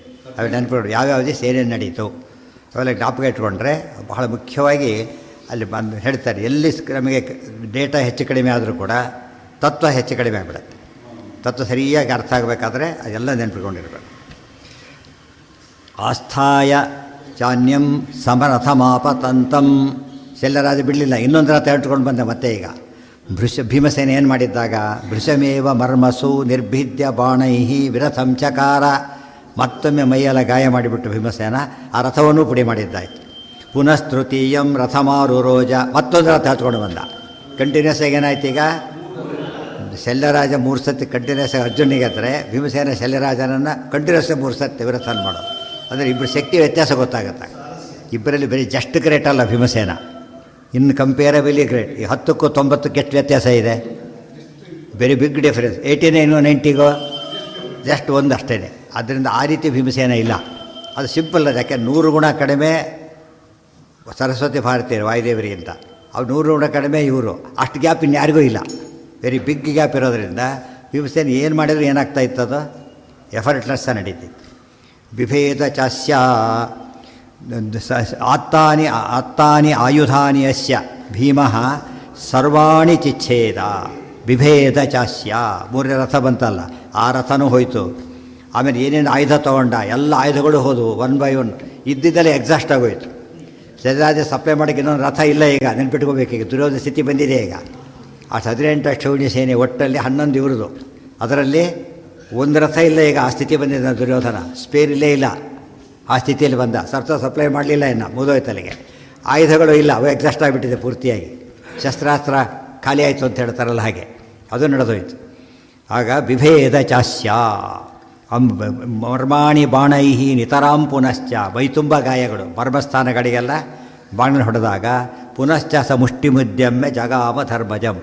ರಥ ಎಲ್ಲ ನಡ್ಕೊಂಡಿದ್ದೇನೆ, ಮೈಯೆಲ್ಲ ಗಾಯ ಆಗಿಬಿಟ್ಟಿದೆ, ಮೈಮೇಲೆ ಏನೇನೂ ಇಲ್ಲ. ತಂ ಭೀಮ ಭಿನ್ನ ವರ್ಮಾಣಂ ವಿವರ್ಮಾಣಂ ನಿರಾಯುಧಂ ಶ್ವಾಸ ಮಾತ್ರಾವಶಿಷ್ಟಂಚ ಮರಣಾಯೈವ ಕೇವಲಂ. ಈ ಸ್ಥಿತಿ ಬಂದ. ಏನೇನು ಉಳ್ಕೊಂಡಿತ್ತು ಶಲ್ಯನಿಗಾಗ? ಶಲ್ಯರಾಜ ಏನೇನು ಉಳ್ಕೊಂಡಿತ್ತು ಅಂದರೆ ಭೀಮ ಭಿನ್ನ ಚರ್ಮಾಣಂ. ಮೊದಲು ಇವೆಲ್ಲ ಮರ್ಮಸ್ಥಾನಕ್ಕೆ ಏಟು ಬಿದ್ದುಬಿಟ್ಟಿದೆ. ವಿವರ್ಮಾಣಂ, ವರ್ಮ ಅಂದರೆ ಕವಚ, ಕವಚನೂ ಕತ್ತರಿಸಿ ಹಾಕಿದೆ ಭೀಮಸೇನ. ನಿರಾಯುಧಂ, ಕೈಯಲ್ಲಿ ಆಯುಧ ಕೂಡ ಇಲ್ಲ. ಮುಷ್ಟಿ ಮುದ್ಯಮ್ಮೆ, ಬರೀ ಮುಷ್ಟಿ ಅಷ್ಟೇ. ಮುಷ್ಟಿ ಹಿಡ್ಕೊಂಡು ಯಾರ ಮೇಲೆ ಹೊರಟೀಗ? ಧರ್ಮರಾಜನ ಮೇಲೆ ಹೊರಟಾತ. ಭೀಮನ ಮೇಲೆ ಹೋಗೋದಿಲ್ಲ ಅಂತ ಗೊತ್ತಾಗ. ಇಷ್ಟೆಲ್ಲ ಇದ್ದೇ ಏನೂ ಆಗಿರಲಿಲ್ಲ. ಇನ್ನು ಬರೀ ಕೈಲಿಗೆ ಏನು ಮಾಡ್ತಾನೆ? ಅದು ಧರ್ಮರಾಜನ ಟಾರ್ಗೆಟ್ ಮಾಡಿದೆ. ಈಗ ಶ್ವಾಸ ಮಾತ್ರ ಅವಶಿಷ್ಟಂಚ. ಎಲ್ಲಿ ಎಲ್ಲ ಸ್ಥಿತಿ ಹೇಗಿತ್ತು ಅಂದರೆ ಉಸಿರು ಮಾತ್ರ ಆಡ್ತಾ ಇದ್ದ, ಆ ಸ್ಥಿತಿ ಬಂದಿದ್ದ. ಇದೆಲ್ಲ ಅರ್ಥ ಮಾಡಿಕೊಂಡ್ರೆ ಶಲ್ಯಪರ್ವದಲ್ಲಿ ಶಲ್ಯನ ಕೊಲ್ಲೋದು ಆ್ಯಕ್ಚುಲಿ ಧರ್ಮರಾಜ. ಆದರೆ ಆಲ್ಮೋಸ್ಟ್ ಡೆಡ್ ಆಮ ಸ್ಥಿತಿ ಬಂದಿದ್ದು ಯಾರಿಂದ? ಭೀಮನಿಂದ. ಈ ಕ್ರೆಡಿಟ್ ಯಾರಿಗೆ ಬಂತಾಗ ಮತ್ತೆ ಭೀಮನಿಗೆ ಬಂದಿತ್ತು. ಶ್ವಾಸ ಮಾತ್ರ ಅಷ್ಟೇ ಹೊರತು ಎಲ್ಲರ ಬಿಟ್ಟಿದ್ದು ಭೀಮಸೇನ. ಎಲ್ಲರಿಗೂ ಒಬ್ಬರಿಗೆ ಭೀಮಸೇನ ಒಂದೇ ಸಾಕಿತ್ತು. ಅವರ ಪ್ರತಿಜ್ಞೆಗಳು ಅವರ ಇದು ನಡಿಬೇಕಾಗಿತ್ತು, ಅದು ಬಿಟ್ಟಿದ್ದೇ ಹೊರತು ನಿಧಾರ್ಯೆಯ ರಾವಣ ಇದ್ದ ಹಾಗೆ ಅವರವ್ರಿಗೆ ಮೀಸಲಿಟ್ಟು ಬಿಟ್ಟಿದ್ದೇ ಹೊರತು ಯುದ್ಧಕ್ಕೆ ಇನ್ಯಾರೂ ಬೇಕಿದ್ದಿಲ್ಲ. ಭೀಮಸೇನ ಸಮೋನಾಸ್ತಿ ಸೇನೆಯೋರು ಉಭಯೋರೂಪಿ. ಮಹಾಭಾರತದ ಶ್ಲೋಕ ಅದು. ಪ್ರತಿಜ್ಞೆ ಆ ರೀತಿ ಪ್ರತಿಜ್ಞೆ ಮಾಡಿಲ್ಲ ಆತ, ಗೊತ್ತಾಯ್ತು. ಇವ್ರನ್ನೆಲ್ಲ ಪ್ರತಿಜ್ಞೆ ಇದ್ದಾಗಿಲ್ಲ. ಆದರೆ ಸೇನಾಧಿಪತಿಯನ್ನು ಕೊಂದು ಧರ್ಮರಾಜ ಏನೂ ಕೆಲಸ ಮಾಡಲಿಲ್ಲ ಅಂತ ಆಗಬಾರ್ದು. ಮಹಾರಾಜನಾಗಿ ಏನೂ ಮಾಡದೆ ಕೊನೆಗೆ ಕ್ಯಾಪ್ಟನ್ 0 ಹೊಡೆದು ಮ್ಯಾಚ್ ಗೆದ್ದರೆ, ಮ್ಯಾಚ್ ಗೆದ್ದಿದ್ದು ಕರೆ ಆದರೂ ಕೂಡ ರೋಲ್ ಏನೂ ಇಲ್ಲ ಅಂತಾಗುತ್ತೆ. ಅದಕ್ಕೆ ಒಂದು ರೋಲ್ ಕೊಟ್ಟರು ಆತಗೆ ಅಷ್ಟೇ. ಅದು ಇನ್ನೊಂದು ಸತ್ಯ ತೋರಿಸಿದರು. ಸೋದರ ಮಾವ ಆತ ಇದ್ದು ದಂಡಿನಲ್ಲಿ ಸೋದರ ಮಾವನೇ ಅಂತ ಒಂದು ಗಾದೆ ಇದೆ. ದಂಡಿನಲ್ಲಿ ಸೋದರ ಮಾವನೇ ರಿಲೇಷನ್ಶಿಪ್ ಕೌಂಟ್ ಆಗೋದಿಲ್ಲ ಅಂತ ಅರ್ಥ. ಅದನ್ನು ತೋರಿಸಿದಾಗ ಧರ್ಮರಾಜನಂಥ ಧರ್ಮರಾಜನಿಗೂ ಕೂಡ ಏನಾಯ್ತು ಈಗ? ಭಾರಿ ಕರುಣಾಳು. ಅಲ್ಲಿ ಆಸವಿದ ಸೋದರ ಮಾವನ ಕೊಲ್ಲಕ್ಕೆ ಹಿಂಜರಿಲಿಲ್ಲ. ಅದು ಇಂಪಾರ್ಟೆಂಟ್ ಅಷ್ಟೆ. ಇದೆಲ್ಲ ಧರ್ಮ ಸೂಕ್ಷ್ಮ. ಅದರಲ್ಲಿ ನೋಡ್ಲಿಕ್ಕೆ ಹೋಗಬಾರ್ದಾಗ ಏನಾದರೂ ಕೂಡ ಧರ್ಮ ಅಷ್ಟೇ. ಬರ್ಮಾಣಿ ಬಾಣೈರ್ ನಿತರಾಂ ಪುನಶ್ಚ ಸಮುಷ್ಟಿ ಮುದ್ಯಮ್ಯ ಜಗಾಮ ಧರ್ಮಜಂ ತಂ ಭೀಮ ಭಿನ್ನ ಮರ್ಮಾಣಂ ವಿವರ್ಮಾಣಂ ನಿರಾಯುಧಂ ಶಾಸ್ತ್ರ ಮಾತ್ರಾವಶಿಷ್ಟಂಚ ಮರಣಾಯೈವ ಕೇವಲಂ. ಇದನ್ನು ಓದಿರ್ತೀರಿ. ಬೇರೆ ಯಾರು ಬರದ ಭಾರತ ಬೇಕಾದರೂ ಓದಿ ನೀವು, ಉಳಿದವರು ಓದಿರೋದಿಲ್ಲ. ಓದಿರಿ ಈ ಲೆವೆಲಿಗೆ ಬರೋದೇ ಇಲ್ಲ. ಯಾಕೆ ಇವನ್ ನಿರೂಪಣೆ ಕೂಡ ಇದೆಯಲ್ಲ, ಎವ್ರಿ ಎಕ್ಸೈಟಿಂಗ್ ಇರುತ್ತೆ. ಆಚಾರ್ಯ ಬರೆಯೋ ರೀತಿ ಎಕ್ಸೈಟಿಂಗ್ ಇರುತ್ತೆ, ಡೀಟೇಲ್ಸ್ ಫುಲ್ ಕೊಡ್ತಾರೆ. ಅವ್ರು ಏನು ಸುಮ್ಮನೆ ವರ್ಣನೆಗಳಿರುತ್ತೆ ಹೊರತು ಅದರಲ್ಲಿ ಫ್ಯಾಕ್ಟಿಗಿಂತ ಬರೀ ಇಮ್ಯಾಜಿನೇಷನ್ನೇ ಜಾಸ್ತಿ. ಆಚಾರ್ಯ ಸ್ವತಃ ಭೀಮಸೇನ ಅವರೇ ಬರೆದವರು, ಅವರೇ ಯುದ್ಧ ಮಾಡಿದವರು. ಆದ್ದರಿಂದ ಅವ್ರಿಗೆ ನೆಕ್ಸ್ಟು ಮಹಾಭಾರತ ಯುದ್ಧ ವರ್ಣನೆ ಬರೋದು ಸಕ್ಸಸ್ಫುಲ್ ಆದವ್ರು ಮಧ್ವಾಚಾರ್ಯ ಒಬ್ಬರೇ. ಇನ್ಯಾರು ಯುದ್ಧ ವರ್ಣನೆ ಮಾಡೋದು, ಯಾವ ಕವಿಗಳು ಯುದ್ಧ ವರ್ಣನೆ ಮಾಡೋದಿಲ್ಲ. ಯಾಕೆಂದರೆ ಭಾರಿ ಕಷ್ಟ ಮಾಡೋದು. ಮಾಡಿದರೆ ಕನ್ನಡದಲ್ಲಿ ಮಾಡಿದ್ದಾರೆ, ಕನ್ನಡದಲ್ಲಿ ಮಾಡ್ತಾರೆ. ಬಟ್ ಅದು ಇದನ್ನು ನೋಡಿದ ಮೇಲೆ ಅದು ಚೆನ್ನಾಗಿ ಅನಿಸುತ್ತೆ. ಇದು ನೋಡಿದ ಮೇಲೆ ಭಾರಿ ಡಲ್ ಅನಿಸುತ್ತೆ. ಗೊತ್ತಾಯ್ತು? ಎಲ್ಲ ರನ್ನಗದ ಯುದ್ಧ, ಪಂಪ ಭಾರತ, ಕುಮಾರಸ ಭಾರತ ಯುದ್ಧಪರು ಭಾರಿ ಬರೆದಿದ್ದಾರೆ. ನೋಡ್ಬೇಕಾದ್ರೆ ಅನಿಸುತ್ತೆ, ಇಲ್ಲ ಅಂತಲ್ಲ. ಇದನ್ನು ನೋಡಿದಾಗ ಈ ಲೆವೆಲಿಗೆ ಬರ್ಲಿಕ್ಕೆ ಸಾಧ್ಯನೇ ಇಲ್ಲ ಅನಿಸ್ಬಿಡುತ್ತೆ. ಇದು ಅಷ್ಟು ಅದ್ಭುತ ರೀತಿ ಬರೆಯೋದು ಆಚಾರ್ಯ. ಅಲ್ಲಿ ಶಬ್ದಗಳು ಬರೀ ಜಾಸ್ತಿ ಆಗುತ್ತೆ. ಆಚಾರ್ಯ ಶಬ್ದ ಜಾಸ್ತಿ ಮಾಡೋದಿಲ್ಲ, ಬರೀ ಫ್ಯಾಕ್ಟ್ಸ್ ಹೇಳ್ತಾ ಹೋಗ್ತಾರೆ. ಫ್ಯಾಕ್ಟ್ಸೇ ಏನಾಗಿರುತ್ತೆ ಅವೆಲ್ಲ ಭಾರಿ ಎಕ್ಸೈಟಿಂಗ್ ಆಗಿರುತ್ತೆ. ಪದಗಳಿಂದ ಎಕ್ಸೈಟ್ ಮಾಡಬಾರ್ದು, ಅದರಿಂದನೇ ಮಾಡಬೇಕು. ಮರಣಾಯೈವ ಕೇವಲಂ. ಯಾರೋ ಒಬ್ಬ ಹೊಡೆಸ್ಕೊಂಡು ಸತ್ತು ಅಂದಮೇಲೆ ರಕ್ತ ಹಾಕಿ ಅಯ್ಯೋ ಅಂತ ಅನ್ನಬಾರ್ದು. ಅದು ಬರೋ ರಕ್ತನೇ ಆಗಿರುತ್ತೆ. ನೀವು ಬೇರೆ ಸಪ್ತ ತಂದು ಹಾಕಿಬಿಟ್ಟು ಆಮೇಲೆ ಅಯ್ಯೋ ಪಾಪ ಭಾರಿ ರಕ್ತ ಬರುತ್ತೆ ಅಂತ ಹೇಳಬೇಕಾಗಿಲ್ಲ. ಉಳಿದೋರು ವರ್ಣನೆಗಳಲ್ಲಿ ಏನಾಗುತ್ತೆ, ಆರ್ಟಿಫಿಷಿಯಲ್ ಆಗುತ್ತೆ ಒಂದು ಸ್ಟೇಜಲ್ಲಿ. ಕೆಲವು ಬಿಟ್ಟರು ಏನೋ ಸ್ಕಿಪ್ ಮಾಡಿದ್ರೆ ಏನೋ ಅನಿಸೋದಿಲ್ಲ. ಇಲ್ಲಿ ಹಾಗಲ್ಲ, each and every word and syllable ಕೂಡ ಕೌಂಟ್ ಆಗುತ್ತೆ. ಆ ರೀತಿ ಬರೀತಾರೆ. ಶ್ವಾಸ ಮಾತ್ರ ಅವಶಿಷ್ಟಂಚ ಮರಣಾಯೈವ ಕೇವಲಂ. ಆತಗೆ ಗೊತ್ತಿಗೆ ಬದುಕಲಿಕ್ಕೆ ಸಾಧ್ಯನೇ ಇಲ್ಲ. ಶಲ್ಯರಾಜನಿಗೂ ಗೊತ್ತದು. ಆ ಸ್ಥಿತಿಯಲ್ಲಿ ಇದ್ದಾನಾತೀಗ ಹೊರಟ. ಆತ್ಮಾನಮಭಿಗಚ್ಛಂತಂ ದೃಷ್ಟ್ವಾನ್ಯಂ ರಥಮಾಸ್ಥಿತ. ಅಷ್ಟೊತ್ತಿಗೆ ಧರ್ಮರಾಜ ಏನು ಮಾಡ್ದ, ಶಲ್ಯ ಬರೋದನ್ನು ನೋಡಿದ ತನ್ನ ಮೇಲೆ. ಇನ್ನೊಂದು ರಥ ಹತ್ತಿದ. ರಥ ಹೋಗಿತ್ತಲ್ಲ, ಹತ್ಕೊಂಡು ಯುದ್ಧಕ್ಕೆ ಬಂದ. ದೃಷ್ಟ್ವಾನ್ಯಂ ಅನ್ಯಂ ರಥಮಾಸ್ಥಿತ. ಇನ್ನೊಂದು ರಥವನ್ನು ಹತ್ತಿಕೊಂಡು ಹಂತು ಕಾಮೋರಣೆ ವೀರಂ ಅಮೋಘಾಂ ಶಕ್ತಿಮಾದದೇ. ಈಗ ಕೊಲ್ಲಬೇಕು ಶಲ್ಯರಾಜನನ್ನು ಅಂತ ಹೇಳಿಬಿಟ್ಟು ಶಕ್ತಿ ಆಯುಧ ತಗೊಳ್ತಾನೆ. ಅಮೋಘಾಂ ಶಕ್ತಿ, ಇದು ಕನ್ನಡನ ಶಕ್ತಿ ಆಯುಧ ಅಲ್ಲ, ಒಳ್ಳೆ ದೊಡ್ಡ ಶಕ್ತಿ ಆಯುಧ. ಅದನ್ನು ತಗೊಂಡು ಹೊಡಿತಾನೆ. ಈ ಸ್ಥಿತಿಯಲ್ಲಿ ಹೊಡಿತಾನೆ, ಭಾಳ ಇಂಪಾರ್ಟೆಂಟ್ ಇದು. ಆಲ್ಮೋಸ್ಟ್ ಡೆಡ್ ಇದ್ದವನ್ನ ಕೊಂದಾಗ ಅದು ICU ಒಳಗಿದ್ದನ್ನ ಡಿಸ್ಕನೆಕ್ಟ್ ಮಾಡಿದರೆ ಹಾಗೆ ಅಷ್ಟೇ ಆ ಸ್ಥಿತಿಯಲ್ಲಿ ಇರ್ತಾರೆ ಅಷ್ಟೇ ಹೊರತು ಫಾರ್ಮಲ್ ಕಿಲಿಂಗ್ ಅಷ್ಟೇ. ಅದು ಫುಲ್ ಎಫರ್ಟ್ಸು. ಏನೇನು ಎಫರ್ಟ್ಸ್ ಆಗ್ತಾನೆ ನೋಡಿ. ತೊಗೊಂಡಿದ್ದು ಶಕ್ತಿ ಆಯುಧ, ಅದು ಭಾರಿ ಅಮೋಘವಾದ ಶಕ್ತಿ ಆಯುಧ. ಜೊತೆಗೆ ಆತ್ಮಾನಮಭಿಗಂಚನ್ನು ದಿವ್ಯಾಸ್ತ್ರೈರಪಿ ಸಂಯೋಜ್ಯ ಮಂತ್ರ ಹಾಕ್ತಾನೆ. ಅದಕ್ಕೆ ಬೇಕಾದಷ್ಟು ಅನೇಕ ಮಂತ್ರ, ಒಂದು ಮಂತ್ರ ಅಲ್ಲ, ಅನೇಕ ಮಂತ್ರಗಳನ್ನ ಹಾಕ್ತಾರೆ. ಬಹುವಚನ ಅದು. ಸಂಯೋಜ್ಯ ತಾಂ ತದಾ ಧರ್ಮನಂದನ. ಅಷ್ಟು ಮಾಡಿ ಸತ್ಯಧರ್ಮ ಫಲೈಶ್ಚೈವ. ನಾನು ಹೇಳಿದ ಸತ್ಯದ ಫಲ, ಧರ್ಮದ ಫಲ ಎಲ್ಲ ಸೇರಿ ಅವನು ಕೊಲ್ಲಿ ಅಂತ ಬಿಡ್ತಾನೆ. ಇದು ಆ ಸ್ಥಿತಿಯಲ್ಲಿದ್ದ ಶಲ್ಯನ ಕೊಲ್ಲಕ್ಕೆ ಧರ್ಮದ ಇಷ್ಟು ಪ್ರಯಾಸ ಇತ್ತು. ಆದರೆ ಅದೆಲ್ಲ ಫುಲ್ ಇದ್ದಾಗಲೇ ಭೀಮಸೇನಿಗೆ ಏನೂ ಆಗಲಿಲ್ಲ. ಏನೋ ಉಸಿರಾಡ್ತಿದ್ದಾರೆ, ಪವರ್ಫುಲ್. ಯಾಕಂದ್ರೆ ಬಂಡೆ ಇದೆ, ಸುಮ್ಮನೆ ಇದ್ದು ಸಾಕು, ಹೊಡೆದ್ರೆ ನಮ್ಮ ಕೈನೂ ಹೋಗುತ್ತೆ. ಆ ಥರ ಮುಷ್ಟಿ ಬಂದು ಖಡ್ಗ ಇರುತ್ತೆ, ಜ್ವರ ನಮ್ಮ ಕೈಗೆ ಕಟ್ಟಾಗುತ್ತೆ. ಹೀಗಿಟ್ಟು ಕಟ್ಟ ಹೊಡೆದ್ರೆ ನಮ್ಮ ಕೈ ಹೋಗುತ್ತೆ. ಅದೇ ತಿರುಗಿ ಹೊಡಿಬೇಕಾಗಿಲ್ಲ.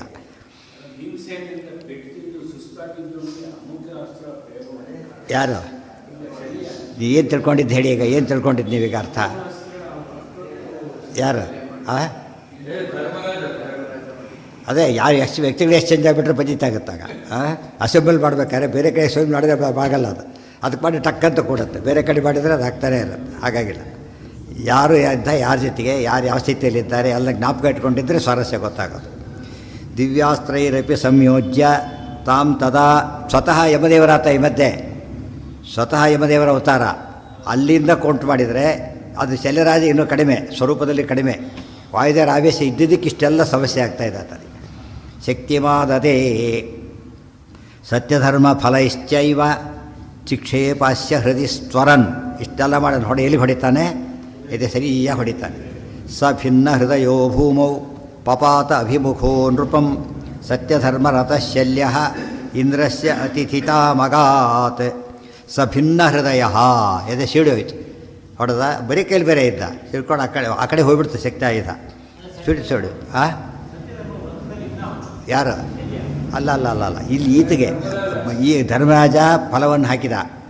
ಈಗ ನಮ್ಮ ಪ್ರಶ್ನೆ ಉಳಿತೀಗ. ಅವಾಗ ಏನಾಯಿತು ಅಂದರೆ ಬಿದ್ದ, ಶಲ್ಯರಾಜ ಸತ್ತು ಬಿದ್ದ. ಅದು ಯಾವ ಗತಿಗೆ ಹೋದ ಅಂತ ಪ್ರಶ್ನೆ ಬಂತೀಗ. ನಮಗೆ ಡೌಟ್ ಯಾತಕ್ಕೆ ಬರುತ್ತೆ ಅಂತ ಕೇಳಿದರೆ, ದುರ್ಯೋಧನ ಪಕ್ಷದಲ್ಲಿರೋದು, ಪಾಂಡವ ವಿರುದ್ಧ ಪಕ್ಷದಲ್ಲಿದ್ದಾನೆ. ದುರ್ಗತಿ ಆಯಿತಾ? ಪಾಸಿಬಿಲಿಟಿ ಇದೆ. ಪಾಂಡವ್ರ ಕಡೆಯವರು ಸತ್ತಾಗ ಸದ್ಗತಿ ಹೋದ ಅಂತ ಹೇಳಬೇಕಾಗಿಲ್ಲ. ಯಾತಕ್ಕೆ? ನ್ಯಾಚುರಲ್, ಧರ್ಮದ ಪಕ್ಷ. ಆದ್ದರಿಂದ ಹುತಾತ್ಮರು ಅವರೆಲ್ಲ ಮಹಾತ್ಮರು. ಆದರೆ ಶಲ್ಯರಾಜ ಈಗ ಒಳ್ಳೆಯವನೇ ಇಲ್ಲಿದ್ದಾನೆ. ಬರೀ ಕೆಟ್ಟವನಲ್ಲಿದ್ದಾನೆ ಆಗಲೂ ಪ್ರಾಬ್ಲಮ್ ಇಲ್ಲ. ಕೆಟ್ಟವನು ಗುಂಡ ಕೆಟ್ಟ ಪಕ್ಷದಲ್ಲಿದ್ದ ಸತ್ತ ಯೋಚನೆ ಇಲ್ಲ. ಒಳ್ಳೆಯವನಲ್ಲಿದ್ದಾನೆ ಅವನಿಗೇನು ಗತಿ ಆಯಿತು. ಈ ಪದನ ಎಲ್ಲ ಒಳ್ಳೆಯವರಿಗೂ ಅಪ್ಲೈ ಮಾಡ್ಕೋಬೇಕಿದ್ದಾನೆ, ಬರೀ ಈತನಿಗಷ್ಟೇ ಅಲ್ಲ. ಅನೇಕ ಒಳ್ಳೆಯವರಿದ್ದಾರೆ ಪಾಂಡವರ ಕಡೆಗೆ. ಅವರೆಲ್ಲ ದೊಡ್ಡ ದೊಡ್ಡ ಅಪ್ರೋಷ್ಟ ಜ್ಞಾನಿಗಳು, ದೇವತೆಗಳು. ಯುದ್ಧದಲ್ಲಿ ಸಾಯ್ತಾರೆ. ಅವ್ರು ದುರ್ಗತಿ ಆಯಿತಾ ಅಂತ ಪ್ರಶ್ನೆ ಬಂದರೆ ಆಚಾರ್ಯ ಉತ್ತರ ಕೊಡ್ತಾರೆ. ಸತ್ಯಧರ್ಮರಥ ಶಲ್ಯ ಇಂದ್ರಸ್ಯ ಅತಿಥಿತಾಮಗ. ಶಲ್ಯರಾಜ ಧರ್ಮಿಷ್ಠನಾಗಿ ಬದುಕಿದವನು, ಸತ್ಯಸಂಧನಾಗಿ ಬದುಕಿದವನಾದ್ದರಿಂದ ದುರ್ಗತಿ ಆಗಲಿಲ್ಲ. ಎಲ್ಲಿ ಹೊರಟ? ಇಂದ್ರಸ್ಯ ಅತಿಥಿ ಆದ ಅಂದರೆ ಅರ್ಥ ಏನು? ಸ್ವರ್ಗಲೋಕಕ್ಕೆ ಹೋದ ಅಂತ ಅರ್ಥ. ಯಮಸ್ಯ ಅತಿಥಿ ಅಂದರೆ ನರಕಕ್ಕೆ ಹೋದ ಅಂತ ಅರ್ಥ. ಯಾರ ಅತಿಥಿ ಅಂತ ಹೇಳಬೇಕಿಲ್ಲೀಗ. ಇಂದ್ರಸ್ಯ ಅತಿಥಿ ತ್ಯಾಭಗ ಅಲ್ಲಿ ಹೊರಟ, ಸದ್ಗತಿ ಹೊರಟ ಅಂತ ಅರ್ಥ. ಇದು ಭಾಳ ಇಂಪಾರ್ಟೆಂಟ್. ಅಪ್ರೋಕ್ಷ ಜ್ಞಾನಗಳೇ ಆದವರಿಗೆ ಯಾವುದೇ ಕಾರಣಕ್ಕೆ ಅವರಿಗೆ ತಪ್ಪು ಮಾಡಿದರೂ ಕೂಡ ಆ ತಪ್ಪು ಯಾವುದಕ್ಕೆ ಅಡ್ಡಿ ಆಗೋದಿಲ್ಲ? ಅವ್ರ ಮೋಕ್ಷಕ್ಕೆ ಅದು ಅಡ್ಡಿ ಆಗೋದಿಲ್ಲ. ಮತ್ತು ಏನು ಉಪಯೋಗ? ಪನಿಷ್ಮೆಂಟ್ ಏನು ಅಂದರೆ ಇದೇ ಪನಿಷ್ಮೆಂಟ್. ಯುದ್ಧದಲ್ಲಿ ಸತ್ತಿದ್ದೇ ಪನಿಷ್ಮೆಂಟ್. ಭಾರಿ ಭಾರಿ VIP-ಗಳಿಗೆ ಇಂಥ ಶಿಕ್ಷೆ ಕೊಡೋದಿಲ್ಲ, ಕೆಟ್ಟ ಶಿಕ್ಷೆ ಕೊಡೋದಿಲ್ಲ. ಸಪ್ರೇಟ್ ರೂಮು, AC ಗೀಸಿ ಎಲ್ಲ ಇರುತ್ತೆ ಅವರಿಗೆ. ಆ ಥರ ಕೊಡ್ತಾರೆ. ಯಾಕೆ ದೇಶ ಸೇವೆ ಮಾಡಿದವರು ಅಂಥವ್ರು ಇದ್ದು ಬಿಟ್ಟರೆ ಇಂಥ ಶಿಕ್ಷೆ ಕೊಡೋದಿಲ್ಲ. ಕಠಿಣ ಶಿಕ್ಷೆ ಅಂತ ಹೇಳಿದರೆ ಅಲ್ಲಿ ಅವಸರ ಎಷ್ಟಾಗದೆ ಕಠಿಣ ಶಿಕ್ಷೆ ಪಾಲೆ ಅವರಿಗೆ, ಅಷ್ಟೇ ಹೊರತು ಇದೆಲ್ಲ ಇಲ್ಲ. ಅದಕ್ಕೆ ಆಚಾರ್ಯ ಮೊದಲನೇ ಅಧ್ಯಾಯದಲ್ಲಿ ಹೇಳಿದರು, ದೇವಾನಾಂ ನಿರಯೋ ನಾಸ್ತಿ ತಮಶ್ಚಾಪಿ ಕಥಂಚನ. ದೇವತೆಗಳು ಎಂದೂ ನರಕ ಇಲ್ಲ, ತಮಸ್ಸಿಲ್ಲ ಅಂತ ದಾಟಿಬಿಟ್ಟಿದ್ದಾರೆ. ಆದ್ದರಿಂದ ಪನಿಷ್ಮೆಂಟ್ ಇಲ್ಲ ಅಂತಲ್ಲ, ಪನಿಷ್ಮೆಂಟ್ ಇದೆ ಅವರಿಗೆ. ಎಷ್ಟಿದೆ? ಇಂಥ ಪನಿಷ್ಮೆಂಟ್ ಇದೆ ಹೊರತು ಆ ಪನಿಷ್ಮೆಂಟ್ ಇರೋದಿಲ್ಲ. ನಮ್ಮ ಪ್ರಶ್ನೆಗೆ ಉತ್ತರ ಸಿಗುತ್ತೆ. ಈಗ ಎಷ್ಟೋ ಜನ ನಮ್ಮ ಜೀವನದಲ್ಲಿ ನೋಡ್ತೇವೆ, ಭಯಂಕರ ದುಷ್ಟರಿರ್ತಾರೆ, ಸುಖವಾಗಿ ಸತ್ತೋಗ್ತಾರೆ. ಗೊತ್ತಾಯ್ತಾ? ಸುಖವಾದ ಮರಣ. ಭಾರಿ ಒಳ್ಳೆಯವರು ಒದ್ದಾಡಿ ಸಾಯ್ತಾರೆ. ನಮಗೆ ಭಾರಿ ಡೌಟ್, ಏನಿದೆ ತಲೆ ಕೆಟ್ಟೋಗುತ್ತೆ ನಮಗೆ. ಒಳ್ಳೆಯವರಿಗೆ ಸುಖ ಮರಣ, ಕೆಟ್ಟವರಿಗೆ ದುರ್ಮರಣ. ಇದು ಯಾವ ಗ್ರಹಚಾರ ಅಂದರೆ ಇದು ಉತ್ತರ ಇದೆ. ಕೆಟ್ಟವರಿಗೆ ಯಾತಕ್ಕೆ ಇಲ್ಲಿ ಸುಖ ಅಂತ ಕೇಳಿದರೆ ಮುಂದೆ ಕಾದಿದೆ ನರಕ. ಅವರಿಗೆ ಭಯಾನಕ ಸ್ಥಿತಿಗೆ ಹೋಗ್ತಾರೆ ಮುಂದೆ. ಇಲ್ಲಿ ಹೀಗಿದ್ದಾರೆ ಅಷ್ಟೇ. ಬಟ್ ಇವರು ಇಲ್ಲೇ ಅನುಭವಿಸ್ಬಿಡ್ತಾರೆ, ಮುಂದೆ ಅನುಭವ ಇರೋದೇ ಇಲ್ಲ. ಆದ್ದರಿಂದ ಇವ್ರದ್ದು ಭಾರಿ ಕಡಿಮೆ, ಅವ್ರು ಭಾರಿ ಹೆಚ್ಚು. ನಮಗೆ ಅದು ಮರ್ತು ಬಿಡ್ತೇವೆ. ಆದ್ದರಿಂದ ಏನಾಗುತ್ತೆ? ನಾವು ಕೆಟ್ಟವರಾಗೋದೇ ವಾಸಿ, ಸುಖಭರಣ ಬರುತ್ತೆ ಅಂತ ತಿಳ್ಕೊಂಡ್ಬಿಡ್ತೇವೆ. ಹಾಗಲ್ಲ, ಇದೇ ಧರ್ಮ ಸೂಕ್ಷ್ಮ. ಅದು ಧರ್ಮ ಬೇರೆ, ಧರ್ಮ ಸೂಕ್ಷ್ಮ ಬೇರೆ. ಆದ್ದರಿಂದ ಒಳ್ಳೆಯವರು ಎಂಥ ಕೆಟ್ಟ ಸಾವು ಕಂಡರೂ ಕೂಡ ಏನಾಗೋದಿಲ್ಲ, ಧರ್ಮಿಷ್ಠರಾಗಿದ್ದರೆ ಅವ್ರಿಗೆ ಕೆಟ್ಟದಾಗೋದೇ ಇಲ್ಲ. ಇದು ಎಕ್ಸೆಪ್ಷನ್ ರೂಲ್. ಇವು ಸಾಮಾನ್ಯವಾಗಿ ಒಳ್ಳೆಯವರು ಒಳ್ಳೆಯ ಸಾವು, ಕೆಟ್ಟವರಿಗೆ ಸಾವು ಒಂದು ನಿಯಮ ಇದೆ, ಇಲ್ಲ ಅಂತಲ್ಲ. ಒಂದು ಮಾತಿದೆ, ಅವರ ಒಬ್ಬ ಭಕ್ತನ ಯೋಗ್ಯನ ಸ್ಥಿತಿಯನ್ನು ಅವನು ಅಂತ್ಯಕಾಲದಲ್ಲಿ ನೋಡಬೇಕು ಅಂತ ಹೇಳ್ತಾರೆ. ಆ ದೃಷ್ಟಿಯಲ್ಲಿ ನಾರ್ಮಲಿ ಕರೆಕ್ಟ್ ಅದು. ಇದು ಎಕ್ಸೆಪ್ಷನ್. ಇದು ಯಾರ ಬಗ್ಗೆ ನಮಗೆ ಡೌಟೇ ಇಲ್ಲ, 100% ಗ್ರೇಟ್ ಅಂತ ಗೊತ್ತಿರ್ತದೋ ಅವ್ರು ಎಂಥ ಕೆಟ್ಟ ಸಾವು ಬಂದರೂ ಕೂಡ ಏನಲ್ಲ, ಅದು ಅವ್ರು ಒಳ್ಳೆತನಕ್ಕೆ ಅಡ್ಡಿ ಆಗೋದಿಲ್ಲ. ಗೊತ್ತಾಯ್ತಾ? ಇದು ಹಾಗಲ್ಲ. ಇವ್ರು ಎಷ್ಟೇ ಒಳ್ಳೆಯ ಸಾವು ಬಂದರೂ ಕೂಡ ಅವ್ರು ಕೆಟ್ಟತನಕ್ಕೆ ಅಡ್ಡಿ ಆಗೋದಿಲ್ಲ. ಮುಂದೆ ಕಾದಿದೆ ಹೋಗು ಅಂತ ಹೇಳ್ತಾರೆ. ಮುಂದೆ ಕಾದಿದೆ ಈಗಿರು ಇಲ್ಲೇ ಅನುಭವಿಸ್ಬಿಡ್ತಾರೆ, ಇಲ್ಲೇ ಅನುಭವಿಸ್ಬಿಡ್ತಾರೆ. ಅದನ್ನು ವಿಷ್ಣು ತೀರ್ಥವಾದ ಡೀಟೇಲೇ ಬರೆದಿದ್ದಾರೆ. ನಮ್ಮ ತತ್ವ ಓದಿ ಅರ್ಥ ಮಾಡಿಕೊಳ್ಳಿ. ಒಂದು ವಾಕ್ಯ ಇಟ್ಕೊಂಡು ಭಾಗವತ ಸಾರೋದ್ಧಾರದಲ್ಲಿ ಭಾಳ ನೀಟಾಗಿ ಬರೆದಿದ್ದಾರೆ. ಅದಕ್ಕೆ ಸಜ್ಜನ ಇಲ್ಲೇ ದುಃಖ ಆಗುತ್ತೆ, ಅಲ್ಲಿ ದುಃಖ ಆಗೋದಿಲ್ಲ. ನಾವೇನು ತಿಳ್ಕೊಂಡ್ಬಿಡ್ತೇವೆ, ಇವರೇ ಪಾಪಿಗಳು ಅವ್ರು ಪುಣ್ಯವಂತರು ಅಂತೇಳಿ. ಹಾಗಲ್ಲ, ಅದು ವಸ್ತುಸ್ಥಿತಿ ಇಷ್ಟೇ. ಇಲ್ಲಿ ಏನು ದುಃಖ ಆದರೂ ಕೂಡ ಲಿಮಿಟ್ ಇದೆ. ಏನು ದುಃಖ ಆದರೂ ಕೂಡ ಲಿಮಿಟ್ ಇದೆ, ಮುಗಿದೋಯ್ತು. ಅಲ್ಲಿ ಹಾಗಲ್ಲ, ಲಕ್ಷಾಂತರ ವರ್ಷಗಟ್ಟಲೆ ಸಫರ್ ಆಗಬೇಕು, ಕೋಟಿಗಟ್ಟಲೆ ವರ್ಷ ಸಫರ್ ಆಗಬೇಕು. ಅದರಿಂದ ಅದು ಲೆಕ್ಕ ಇಟ್ಕೊಳ್ಳೋಕೆ ಹೋಗಬಾರ್ದು. ಮದ್ರರಾಜೇ ಹತೇ ವೀರೇ ಸುಶರ್ಮ ಅರ್ಜುನಮಭ್ಯಯಾತ್ ಸಂಶಪ್ತಕಃ. ಅಲ್ಲಿಗೆ ಶಲ್ಯರಾಜನ ವಿಷಯ ಮುಗೀತು. ಉಳಿದ ಎಲ್ಲ ಧರ್ಮಿಷ್ಠರು ಹಾಗೇನೇ ಅಂತ ತಾತ್ಪರ್ಯ. ಎಲ್ಲರಿಗೂ ಯಾರಿಗೂ ದುರ್ಗತಿ ಆಗಲೇ ಇಲ್ಲ. ಮದ್ರರಾಜೇ ಹತೇ ವೀರೇ ಸುಶರ್ಮ ಅರ್ಜುನಮಭ್ಯಯಾತ್ ಎಲ್ಲ ಎಂಡಿಂಗ್. ಈಗ ವೈಂಡಪ್ ಮಾಡ್ತಿದ್ದಾರೆ ಯುದ್ಧನ. ಇಷ್ಟೊತ್ತಿ ಸುಶರ್ಮಾದಿಗಳು ಬಂದರು. ಯಾರ ಮೇಲೆ? ಅರ್ಜುನ. ಎಷ್ಟೇ ದಿವಸ ಶುರುವಾಗಿತ್ತು ಯುದ್ಧ ಹೇಳಿ ನೋಡಂತೆ. ಸಂಸಪ್ತಕರಿಗೂ ಅರ್ಜುನಿಗೂ ಯುದ್ಧ ಶುರುವಾಗಿದ್ದು ಎಂದಿನಿಂದ?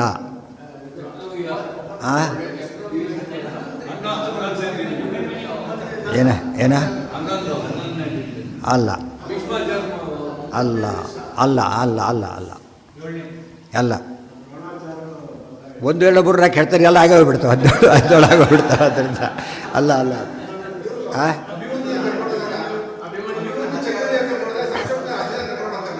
ಅಲ್ಲ ಅಲ್ಲ ಅಲ್ಲ ಅಲ್ಲ ಅಲ್ಲ ಅಲ್ಲ 12ನೇ ದಿವಸ ಸೆರೆ ಹಿಡಿತೀರಿ ಅಂತ ಹೇಳಿದ್ರು. ಇವರು ಸೆರೆ ಹಿಡಿಲಿಲ್ಲ. ಬಂದು ಬೈದಾಗ ಅರ್ಜುನ ಇರೋವರಿಗೂ ಆಗೋದಿಲ್ಲ, ದೂರ ಕಳಿಸೋದ್ರು. ಅವತ್ತೇ ಭಗದತ್ತನು ಸಾಯೋದು, 12ನೇ ದಿವಸನೇ ಸಾಯೋದು. ನೆನಪಿಟ್ಕೊಳ್ಬೇಕಾದ್ರೆ ಅದು ಮತ್ತೆ ಓದಬೇಕಾದ್ರೆ ಒಂದು ಸರ್ತಿ ಓದಿದ್ರೆ ಸಾಲದು, ಪುನಃ ಓದಬೇಕು. ಅದನ್ನು ತಾರತಮ್ಯಕ್ಕೆ ಅಡ್ಜಸ್ಟ್ ಮಾಡ್ಕೋಬೇಕು, ಅವಾಗ ಅರ್ಥ ಆಗ್ತದೆ. ಉಲೂಕೆ ಸಹದೇವೋಥ ಅದರಲ್ಲಿ ಅವತ್ತು ಶುರುವಾಗಿದ್ದು ಯುದ್ಧ ಇವತ್ತಿಗೆ ಮುಗಿತಾ ಇದೆ 18 ದಿವಸಕ್ಕೆ. ಅಲ್ಲಿ ಒಂದು ದಿವಸ ಮಾಡಲಿಲ್ಲ, ಎಂದು ಮಾಡಲಿಲ್ಲ, ಮತ್ತೆ ಪ್ರಾಬ್ಲಮ್ಮೆ ಎಂದು ಅರ್ಜುನ ಸಂಶಕ್ತರ ಮೇಲೆ ಯುದ್ಧ ಮಾಡಿದ ದಿವಸ ಯಾವುದು ಹೇಳಿ ನೋಡುತ್ತೆ. ಹಾಂ, ಅದು ಎಷ್ಟೇ ದಿವಸ ಆದಾಗ ನಂಬರ್ ಬೇಕಾಯ್ತು, ದಿವಸದ ನಂಬರ್ ಬೇಕದು. 14 ದಿವಸ ಒಂದು ಮಾತ್ರ ಮಾಡಲಿಲ್ಲ, ಉಳಿದು ಅಷ್ಟು ದಿವಸನೂ ಸಂತರ ಯುದ್ಧ ಮಾಡ್ತಾನೆ ಇದ್ದಾನೆ, ಗೊತ್ತಾಯ್ತಾ. ಕೊನೆಯ ದಿವಸ ಇದನ್ನು ಮಾಡ್ದ, 17 ದಿವಸ ಕೂಡ ಕಾರಣ ಮೇನಾಗಿದ್ದ ಅಲ್ಲಿ, ಆದರೆ ಸ್ವಲ್ಪ ಹೊತ್ತು ಮಾಡಿದ್ದ ಅಲ್ಲಿ. ಅವತ್ತೇನೂ ಮಾಡಲಿಲ್ಲ, ಜಯದ್ರಥ ಏನೂ ಮಾಡಲಿಲ್ಲ. ಹಾಂ, ಯಾರು ಅದಕ್ಕೆ ಹೇಳಿದ್ ಬಿಟ್ಟರು ಅಂತ ಹೇಳಿದಲ್ಲ ಯಾರು? ಅಯ್ಯೋ ದೊಡ್ಡ ಸೈನ್ಯ ಅದು, ದೊಡ್ಡ ಸೈನ್ಯ, ಕೊಲ್ತಾ ಇರ್ತಾನೆ ಬರ್ತಿರ್ತಾರೆ, ಮತ್ತೆ ಬರ್ತಿರ್ತಾರೆ ಹಾಗೆ. ಇಲ್ಲ ಇಲ್ಲ ಇಲ್ಲ, ಸುಶರ್ಮಾ ಲೀಡರ್ ಇವತ್ತೇ ಸಾಯೋದು, ಅಲ್ಲಿವರೆಗೆ ಸಾಯಿಲ್ಲ ಅವರು. ಲೀಡರ್ಸ್ ಹತ್ರ ಮುಗಿದ ಕಥೆ ಅಲ್ಲಿಗೆ, ಅದಕ್ಕೆ ಲೀಡರ್ ಕೊನೆಯೇ ಸಾಯೋದು ಎಲ್ಲದರಲ್ಲೂ ಕೂಡ. ದುರ್ಯೋಧನಸ್ಯ ಅವರಜಾನ್ ಅವಶಿಷ್ಟಾನ್ ಮದ್ರರಾಜೇ ಹತೇ ವೀರೇ ಸುಶರ್ಮಾ ಅರ್ಜುನಮಭ್ಯಯಾತ್ ಸಂಸಪ್ತಕಾವಶಿಷ್ಟೈ ತಮ್ಮ ಅನಯನ್ ನೃತ್ಯವೇರ್ಜುನ. ಅರ್ಜುನ ಏನು ಮಾಡಿದಾಗ ಒಡೆದುಳಿದ ಸಂಸಪ್ತರ ಜೊತೆಗೆ ಸುಶರ್ಮನನ್ನು ಕಳಿಸಿದ, ಕೊಂದು ಹಾಕಿದ, ಅಲ್ಲಿಗೆ ಮುಗೀತದೆ. ನೃತ್ಯವೇ ಅರ್ಜುನ. ಅಷ್ಟು ದಿವಸ ಪ್ರಾಬ್ಲಮ್ ಮಾಡಿದವರು ಅವರು. ದುರ್ಯೋಧನಸ್ಯ ಅವರಜಾನ್ ಅವಶಿಷ್ಟಾನ್ ನೃಕೋತರಃ.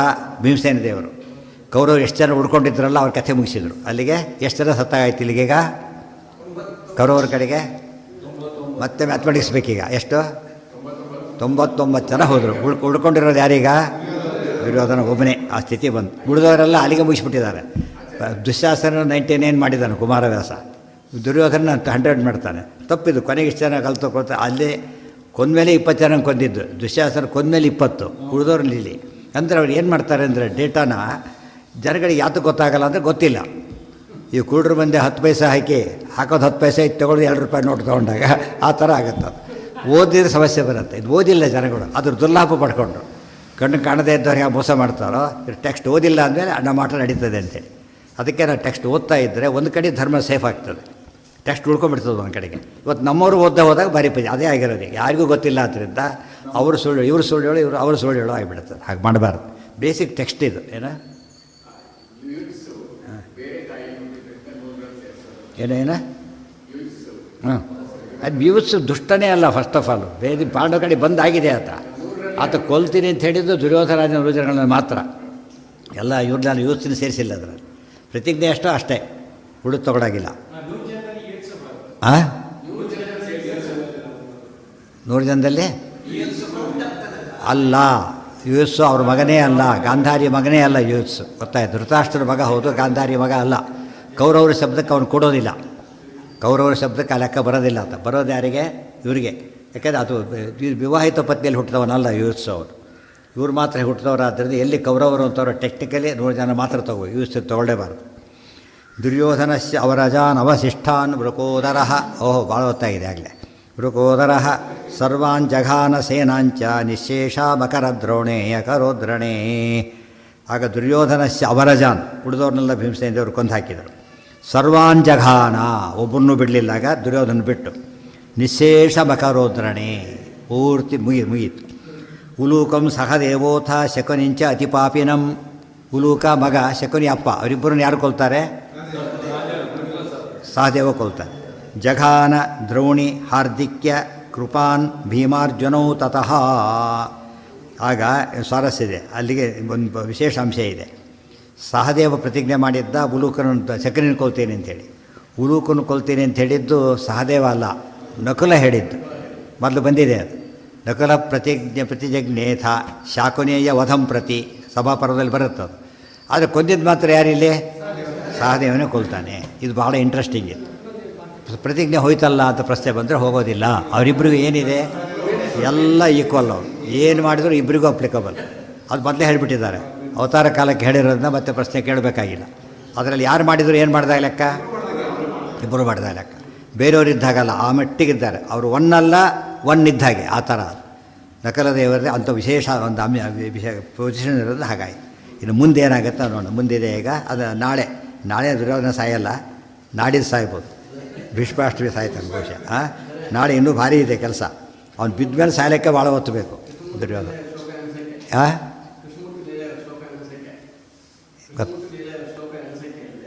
ಏನು ಎಣಿಸ್ಲಕ್ಕ? ಯಾಕೆ ಬರ್ತಾಯಿಲ್ಲ? 3 ದಿವಸ ಆಯ್ತಲ್ಲ. ಮದುವೆಗಳ ಅಲ್ಲ ಯಾಕೆ ಬರಲಿಲ್ಲ ಇವತ್ತು ಅವರು? ಒಂದಿಲ್ಲ 3 ದಿವಸನೂ ಬಂದಿಲ್ಲ ಅವರು. ಬುಧವಾರ, ಗುರುವಾರ, ಶುಕ್ರವಾರ 3 ದಿವಸನೂ ಬಂದಿಲ್ಲ. ಋಷಭಜ್ಮ್ಯಾಗ ಬರುತ್ತೆ ಇದಕ್ಕಿದ್ದಾಗ ರಥಸಪ್ತಮಿ ನಾಳೆ ಇದಕ್ಕಿದ್ದ ಪಾಪ ಭಾದ್ರಪದ ಮಾಸಕ್ಕೆ ಹೋಗ್ಬಿಟ್ರೆ ಮಾಡೋದು ಪಂಚಾಂಗನೇ ರೇಟ್ ಆಗಬೇಕಾಗ್ತದೆ. ಹಾಂ ಯಾರಿಗೆ? ನಾಡಿದ್ದು ಭೀಷ್ಮರ ತರ್ಪಣ ನಾಳೆ ಅಲ್ಲ. ನಾಳೆ ರಥಸಪ್ತಮಿ ಎಕೆರೆಗಳಿಂದ ಸ್ನಾನ ಮಾಡೋದು, ಅದು ಮುಖ್ಯ. ರಥಸಪ್ತಮಿ ವಿಶೇಷ ಸ್ನಾನ ಕಾಲಕ್ಕೆ ಅದು ವಿಶೇಷ.